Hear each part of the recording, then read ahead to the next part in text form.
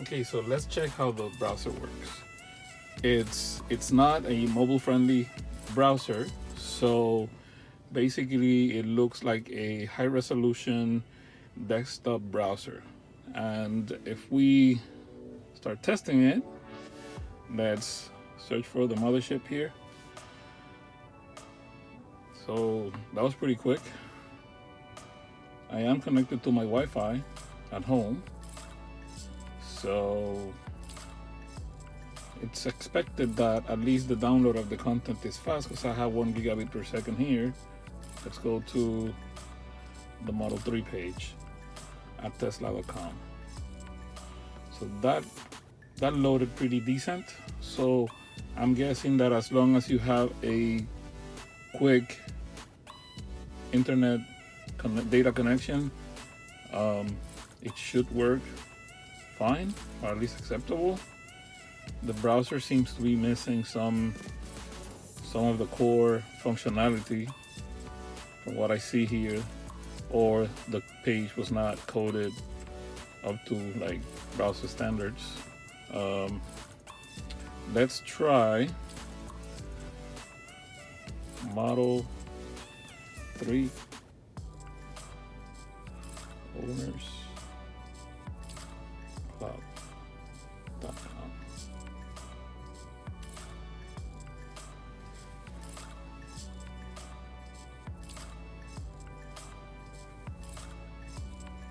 So there's no status of loading, but I guess that once it's ready to present the content, it just shows it.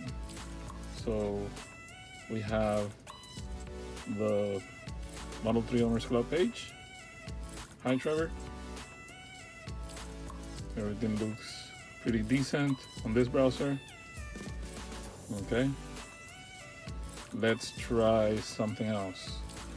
Let's try yahoo.com.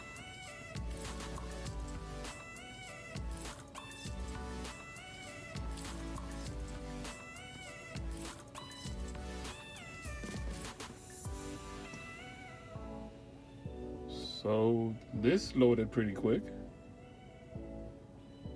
Looks pretty good. We do have like latest hardware on the Model 3, so it should at least run pretty decent.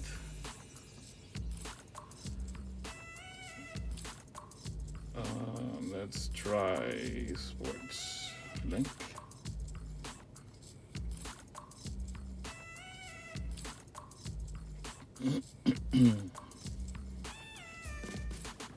Okay, so that seems to be working fine. Really decent browser experience in my opinion. For what I would use it, this is more than enough. Let's see a more graphics intensive webpage.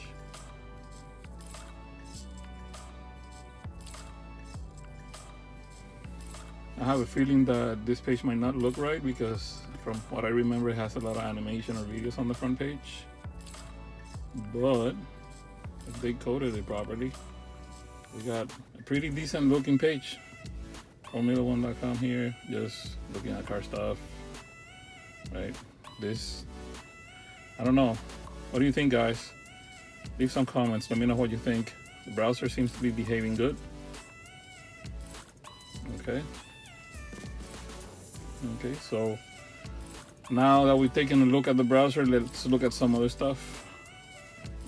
We have the energy graphics. These metrics are pretty cool. When I was driving to and from work, I noticed that it was updated in real time when you select instant charge, like right here. If you look at the average, numbers change. It calculates based on whether you're looking at the last 5 miles, 15 miles, or 30 miles, how you've been driving. So this is pretty cool. And then on the trip, this is empty right now, but if I were to select a location to navigate to, this changes to a graphic that lets you know how you're doing and what percentage you're going to be using from your battery as the trip progresses. So this is pretty cool.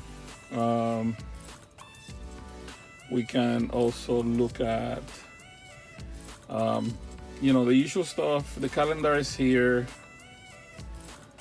I have a number of items here that are on my calendar syncing directly from my phone. What else? The air conditioning controls, that changed. Now it's more like, it looks like a video game, looks more like a movie now. So I can actually control going up and down. Now we did lose something that we had here. When we had a single stream, we were able to turn that stream side to side. But now if you go to the sides, it forces the split of the main unit that hits you in the face, right? That air that hits you in the face.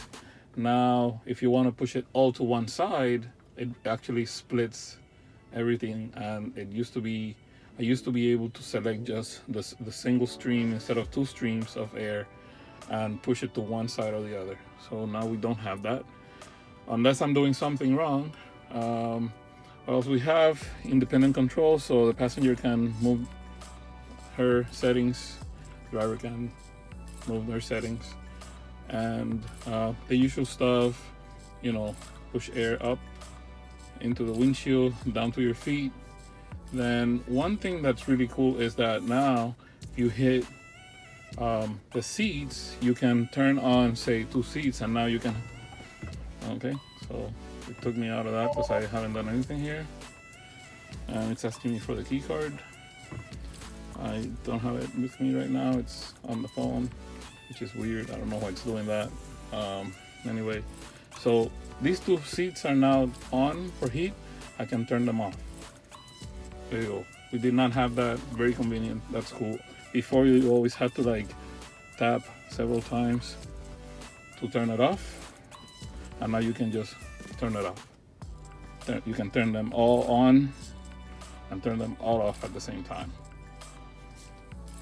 And then if you lower this and you start changing the temperature, you can remove the sync, and now it gives you separate controls for the left and the right sides. That's pretty cool. Now that it's sync, it's back to single control for temp. That's that. The fan, you can go faster or lower, slower. Let's turn that off. What else do we have? Okay, we have that. We covered all that. The other stuff is here. Of course, you got the Atari games. I am not really gonna show this unless somebody wants a detailed description of how the games work. But this is, these are 1979 games, I think, and it's it's not rocket science to play with them. Right now I'm controlling this with the wheel. I can go full screen. Yes, let's do it. Yeah, so that's Lunar Lander. I can actually use a single controller here.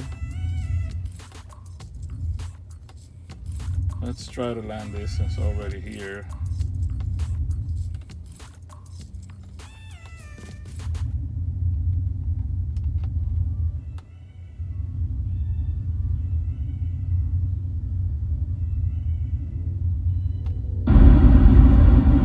And I crashed because both legs were not on the landing pad. So Elon, that is not a reflection. If you want to hire me for SpaceX, I'll do better than that. We got the other games, Asteroids, we got Missile Command and Centipede. Now I'm really not gonna go through those in detail, but I'm loading the screens so you can see. I know that I earlier played with Centipede and I was actually able to use the steering wheel. And while I was playing Centipede, the steering wheel was turning, but the wheels were, I think they were straight. I don't think they were moving. The car usually moves up and down a little bit when you turn the wheels and you're stationary. It wasn't doing that. Then when I switched to the other games, it was doing that. So I think either I didn't feel it, or when you're playing Centipede, you can actually move the wheel and the car doesn't move the tires. Like, that was pretty cool, if that's accurate. I have to check. I just did it quickly earlier. Yeah, besides that, we have the dash cam, and the dash cam is working great. I recorded about 30 minutes of my commute, maybe a little bit less. Everything looked really clear, and that's all I have for a quick walkthrough of version 9. Version 9 right there. And this is a Model 3 long range, so it means my car has the motor, the electric motor on the back, nothing in the front. Long range battery. My VIN number is 18,955, so it's a somewhat later version. My friend Michael, Tesla Tunity, has a 4,000 VIN, so that is definitely a earlier model, and his car is just like mine but with sports wheel, and he does not have the update yet, but we're working to try to see if we can get it to him. We did something last night. I was able to keep the car awake, connected to my Wi-Fi throughout the night, and by 2:30 or so in the morning, the software was ready. By that time I had fallen asleep, and when I woke up this morning at 6 a.m., the update was waiting for me, so I updated it. I installed it. It's great. Oh yeah, one more thing. Current Model 3 owners will notice that the music navigation now changed. It's like the way it is being deployed now on the Model S and Model X. Radio control, streaming, phone, tune-in is at the bottom now. The equalizer settings are on the right side, so now you don't have to pull it all the way up. Now you can get to the settings here. I wish we had like different configurations for tone, so that different music, you have a preset value and you don't have to be changing this depending on the music you're listening to. Add more bass, take bass out, add mid-range, tweeter, whatever. So that changed. We don't have to go up like that anymore. And yeah, this is Tesla's Model 3 version 9 installed. I hope that you liked it. If you want to see similar videos, or you have any questions related to this, anything you want me to show from the car, let me know and I'll be glad to do it. Don't forget to subscribe if you haven't subscribed already, and click the bell if you want to get notifications of my new videos.